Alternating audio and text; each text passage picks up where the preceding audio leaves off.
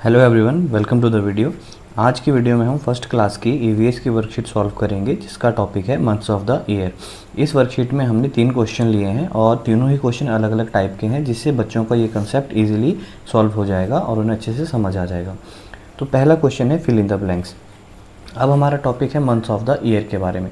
तो सबसे पहले अगर कोई बच्चा इसमें वीक है या कोई बच्चा अच्छा स्ट्रांग भी है तो सबसे बेटर रहेगा आप उसके जो भी आप जहाँ पे उसकी तैयारी करवा रहे हैं उसके साइड में आप उससे जनवरी फरवरी पूरा लिखवा लीजिए। जैसे सबसे पहले आएगा जनवरी, फेब, मार्च, अप्रैल, मई। इस तरीके से आप जो है उससे पूरा का पूरा जो है 12 जो महीनों का टेबल है पूरा लिखवा लीजिएगा। तो इसको मैं जल्दी से कंप्लीट कर लेता हूँ। जुलाई, अगस्त, सितंबर, अक्टूबर, नवंबर, दिसंबर। इस तरीके से हमने ये पूरा टेबल लिख लिया। तो जहाँ पे बच्चे को कन्फ्यूज़न हो आप बच्चे को बोल सकते हैं कि हाँ टेबल देखिए और आंसर देने की कोशिश कीजिए।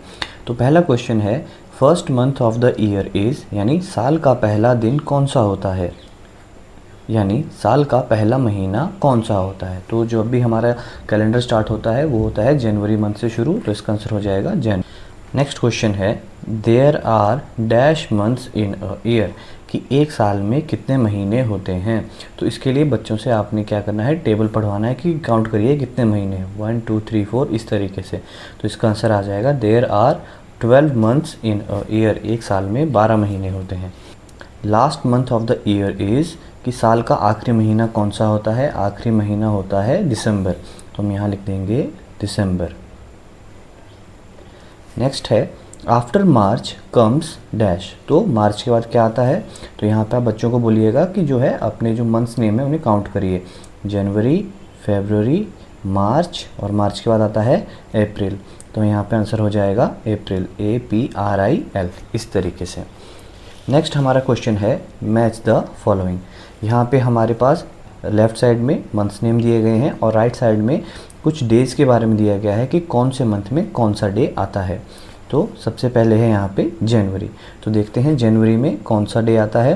क्या जनवरी में दिवाली आती है? नहीं, क्योंकि दिवाली जो होती है आधा साल लगभग हो जाने के बाद ही आती है। उसके बाद है क्रिसमस। क्रिसमस जो है साल के लास्ट मंथ में आता है। इंडिपेंडेंस डे सबको पता होना चाहिए कि इंडिपेंडेंस डे आता है अगस्त मंथ में। उसके बाद है न्यू ईयर।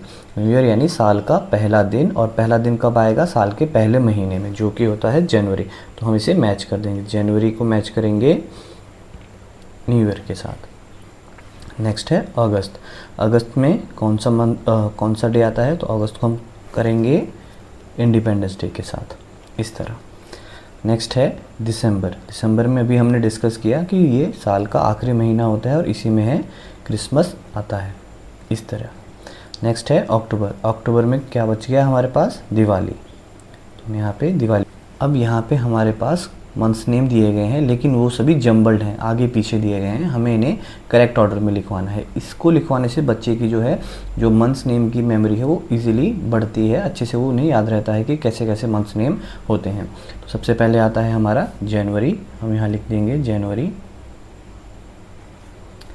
नेक्स्ट जनवरी के बाद कौन सा आता है, फेब। तो हम यहाँ पे ढूंढेंगे फरवरी, तो हम यहाँ लिख देंगे फरवरी। उसके बाद आता है मार्च, तो हमारा आ जाएगा यहाँ पे मार्च। मार्च के बाद आता है अप्रैल, तो यहाँ पे हम लिखेंगे अप्रैल। उसके बाद कौन सा आता है, अप्रैल के बाद आता है मई, तो हम लिखेंगे मई। मई के बाद आता है जून, ये हो गया जून। जून के बाद आता है जुलाई। जुलाई के बाद आता है अगस्त। अगस्त के बाद आता है सितंबर,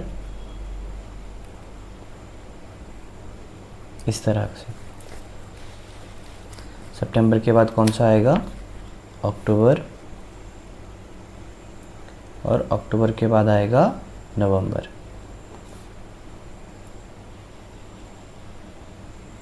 इस तरह नवंबर के बाद आ जाएगा हमारा लास्ट मंथ दिसंबर। ये जब आप बच्चों से इस तरीके से आप इसे लिखवा लेंगे तो आप बच्चों को समझा सकते हैं कि जनवरी हमारा पहला मंथ हो गया साल का, दिसंबर हमारा लास्ट मंथ हो गया।